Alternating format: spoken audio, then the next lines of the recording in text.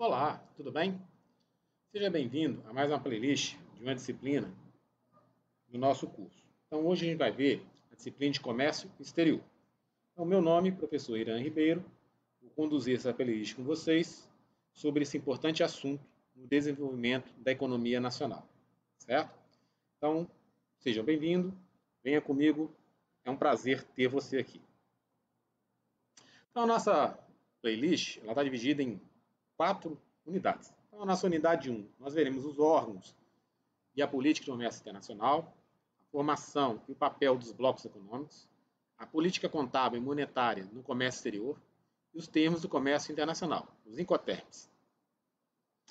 Iremos fazer vídeos pequenos, no máximo 10 minutos, onde a ideia básica é colocar um tópico central e a partir daí desenvolver o início, o meio e o fim desse assunto, certo? Assim, fica mais fácil para que o aluno possa entender e, ao mesmo tempo, assimilar esse conteúdo de forma prática e capaz de gerar conhecimento, agregando valor aí ao seu curso. Então, a unidade 1, órgãos e a política do comércio internacional. A gente vai ver aqui o processo de exportar e importar, órgãos intervenientes do comércio exterior e as características desses órgãos. Então, quando a gente fala em comércio exterior, é interessante pensar que nem todos os países vão conseguir produzir 100% o que precisa. Então, a gente vê lá desde o século XV, aquele movimento de colonização, onde os países se lançavam mundo afora, buscando matérias-primas a baixo custo e tentando exportar os seus produtos de modo a obter ganhos. A gente vê que essa relação não era relação de modo, digamos, justa. Por quê? Os países, na verdade, exploravam os outros. Não havia um equilíbrio, não havia uma ideia de justiça. Então, isso daí deixava alguns países muito pobres e outros cada vez mais ricos. Tá bom? A gente tem que parar para pensar que não necessariamente eu vou buscar no mercado externo aquilo que eu não tenho. Às vezes eu busco no mercado externo algo porque é mais vantajoso eu comprar lá do que eu mesmo produzir. Tá bom? Às vezes tem lá em abundância. Então, por ter em abundância, é mais fácil você comprar lá do que eu produzir. Tá? Exemplo disso é o próprio petróleo.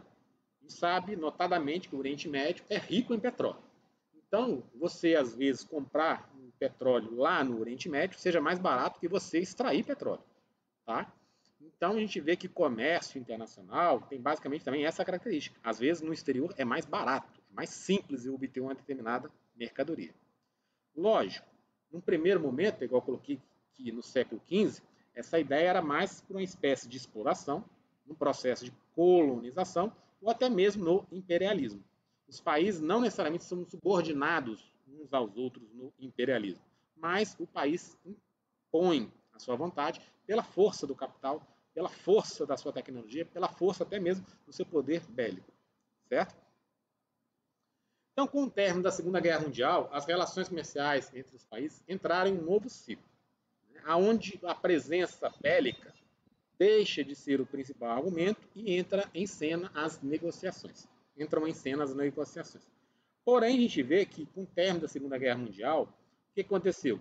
Surgiu a Guerra Fria, que, embora não fosse um conflito bélico, foi um conflito ideológico. Então, nós tínhamos, de um lado, os capitalistas, representados pelos Estados Unidos, e os socialistas, representados pela União Soviética. Então, se formaram dois blocos, onde esses dois blocos, basicamente, os países cabeça, digamos assim, Estados Unidos e União Soviética, exerciam seu poder de influência sobre os demais. Então, a gente vê que ainda assim continuava a ter exploração e alguns países fechavam suas fronteiras de forma a se proteger. Porque senão, eles ficariam cada vez mais pobres e outros cada vez mais ricos. A gente vê uma primeira tentativa de tentar reduzir, mitigar essa questão. Foi o surgimento do GATT, que propôs a se padronizar, a organizar uma relação de comércio exterior. Só que, conforme eu falei, existia um conflito ideológico marcado pela Guerra Fria. Então o papel ficou limitado, a gente vê que foi só uma primeira tentativa. Algo efetivamente que regulasse o comércio exterior só foi percebido com a criação da Organização Mundial do Comércio, com o término da Guerra Fria.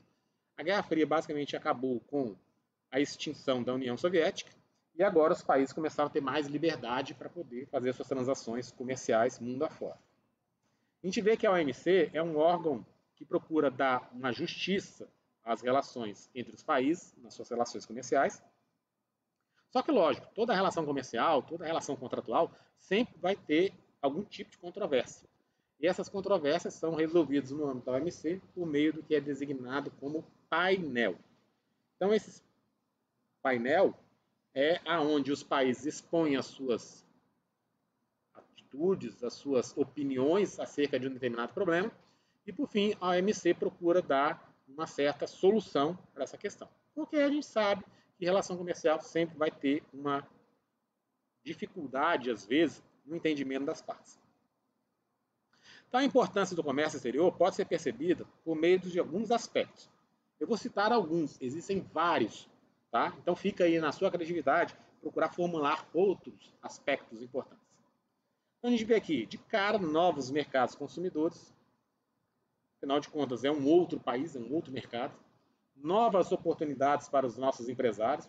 Ou seja, tem mais gente para comprar. Então, opa, o empresário quer mais gente para comprar. Novas oportunidades de emprego. Afinal de contas, eu vou vender para outro mercado. Né? A gente vai ver que, às vezes, a linha de montagem, a fábrica, vai ter que se adaptar para atender a demanda de um novo país. Então, são novas expertises. O possível desenvolvimento de tecnologias, afinal de contas, às vezes você vai exportar, a princípio, produtos de boa qualidade. Então você vai precisar desenvolver essa tecnologia. A possibilidade de controlar o preço do dólar, a gente sabe que a maior parte desses pagamentos são feitos em dólar, e dólar entrando no país é bom. A gente vai ver mais à frente aí essa questão da política cambial, é muito importante a entrada de dólares. Então a gente vê aqui são várias as vantagens de se exportar. Mas e importar? É basicamente o oposto. Você vai criar essas mesmas oportunidades no país, no outro país, ou seja, em outro lugar.